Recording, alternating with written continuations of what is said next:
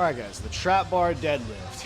In my opinion, I think it's honestly one of the best ways to introduce the deadlift to general population.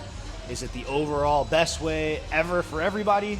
Maybe not, but in the gym, training general population, over the last 7-8 years, people usually tend to gravitate more towards the trap bar because it puts you in a much safer position when it comes to hand positioning. And when it comes to hand positioning and your upright posture with your spine, it's a lot easier to control your spine and hip hinge with hands at the hips versus hands in front of you. You could see, especially the heavier you go, the more you're gonna want to round.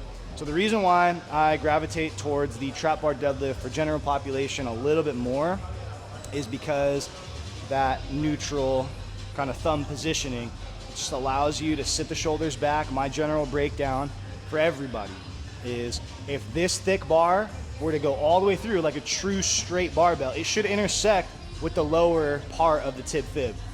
It shouldn't be in front of you. It shouldn't necessarily even be behind you.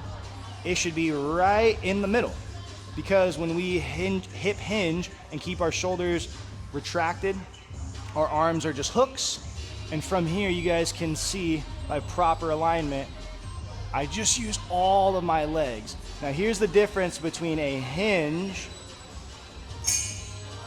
and a squat. If you pay really close attention, the hinge, and that's why I really like this particular tool, allows me to keep more neutral posture at the sides of the arms and legs. As I hinge, I can control the entire eccentric portion of the movement, and I can even hold that tension as I switch directions into the concentric part. A lot of times if people are too squatty, they don't really hinge as much. They bend their knees a lot, and look at the bar path. We're going here now, which is a big no-no, because especially when we go heavy weight, all that rolls, something's gotta give, whether it's the lower back, whether it's the traps, whether it's the grip, of course, it may not even move. So, usually loading the weight instead of the front being at the sides allows a lot more balance, a lot more stability for us to simply sit back into that hinge and explode with the hips from there. Start off at a 4-2-1 tempo if you've never, ever done a trap bar deadlift.